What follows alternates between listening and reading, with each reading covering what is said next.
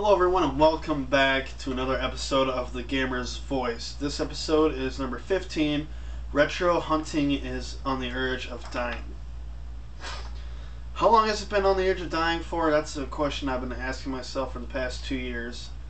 Going around, even out of town, to Cedar Rapids, to Davenport, and other places around in my town. They're charging an arm and a leg for games, even rare games and stuff. I recently noticed on a video that was uploaded recently by Ryan right now, shout out to him by the way. I'm pretty sure most of you know him. Those of you who don't, please check him out. You will not be disappointed.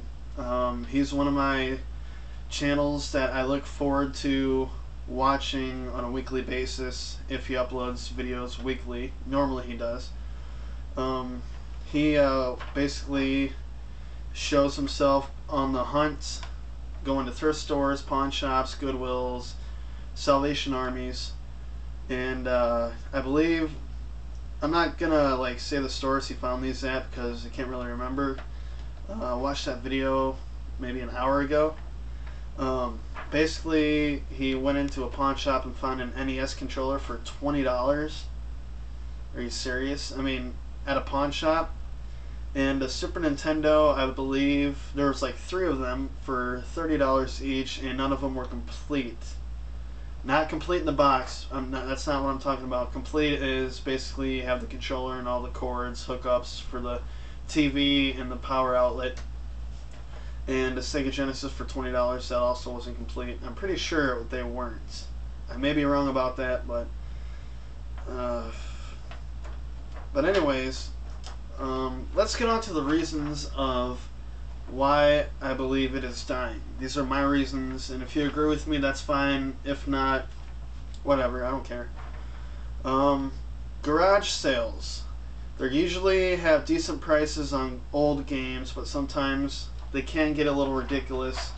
Like this guy, he's from Asbury, Iowa, and he probably lives maybe about 10 minutes away from where I live, and my brother Tommy Boy 4550 saw him buy a Sega Dreamcast, and he tried selling it at a garage sale for like 25 to 30 bucks, system only, nothing else, no games, no controllers, no AV cables, no power cord, no nothing, just the system itself.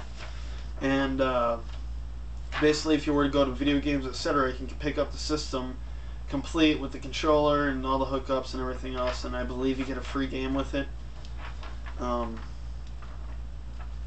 But anyways, other than that, for garage selling for the past 2 years, well, the past year actually, because I haven't really gone garage selling since for like 3 years until 2011. That's when I started going garage selling again. I'm going to try to go to some garage sales this year if I have some transportation. I do have my bike, but sometimes I get a little exhausted after working on Friday nights, so I tend to sleep in on Saturdays. But yeah, I'm going to try and see what I can do on garage selling this year. Hopefully I'll get some pretty good pickups. I really haven't come across anything yet retro game wise, but so far I picked up an original Pokemon tin that's from the Topps company, not the Wizards of the Coast. I think it would have been awesome if it was Wizards of the Coast, because they were the originators of the Pokemon card game. But anyways, moving on. That was number 0. I rated that number 0 because I almost forgot to put that on here. But the first reason I came up with was thrift stores are changing prices and Goodwills are too. Basically, you're going around to thrift stores like Salvation Army, Goodwill, St. Vincent de Paul, and other thrift stores like locally owned thrift stores, and they're just getting outrageous with the prices, checking them on eBay and everything, and trying to sell them for that price. And it's just it's too crazy. There's a recent new thrift store that's in my town, but I'm afraid to go to it because I'm pretty sure that all their video games are going to be like $10 to $20 on up. I'm going to check it out one of these days, but I'm pretty sure I won't buy anything because their prices are probably going to be outrageous. Number 2, pawn shops are selling them at ridiculous prices as well.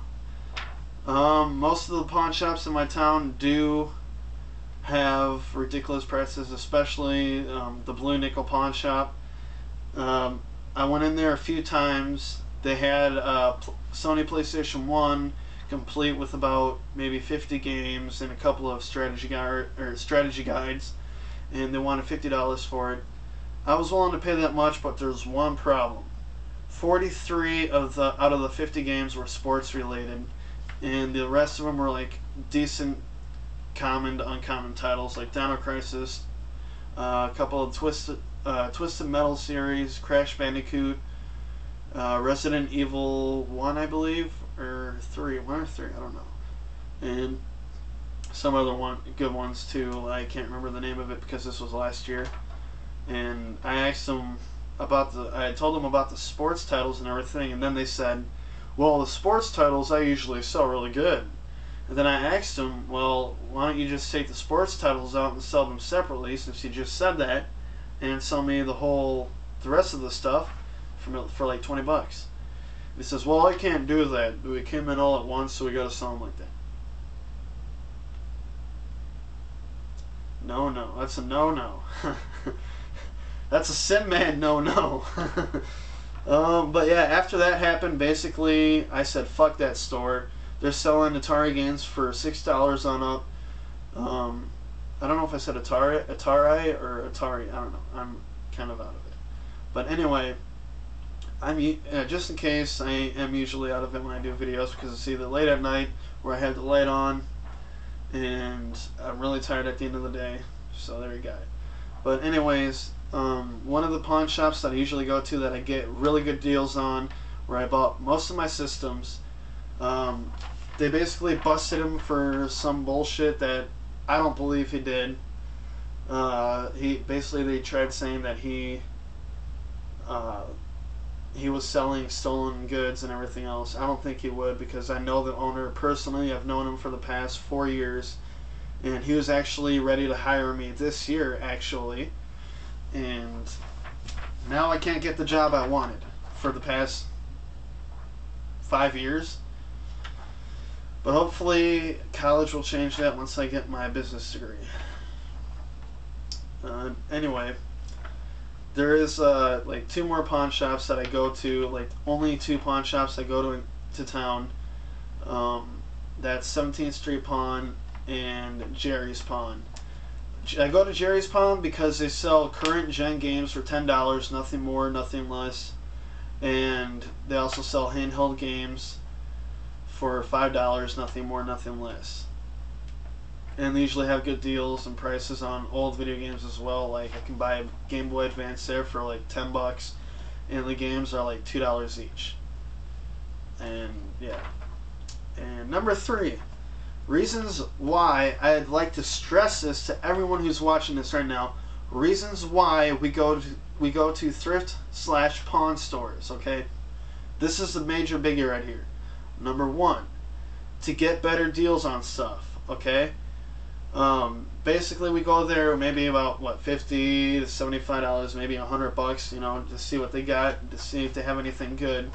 And yes, we will pay a good price on something that is rare, but not too high. That's one thing they always got to look out. They always can't say, well, what the fuck is it right here? Like usually you walk up and be like, hey, Conker's Bad Fur Day. How much is this game? Let me adjust my glasses for a second. Give me one moment, sir.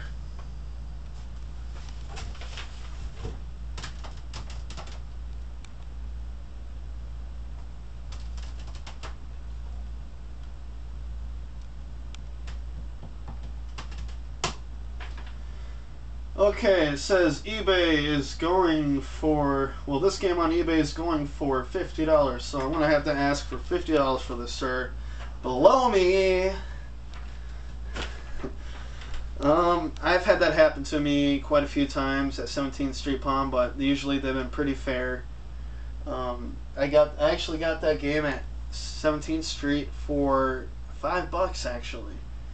I know the people that run the store pretty well, especially the owner's son.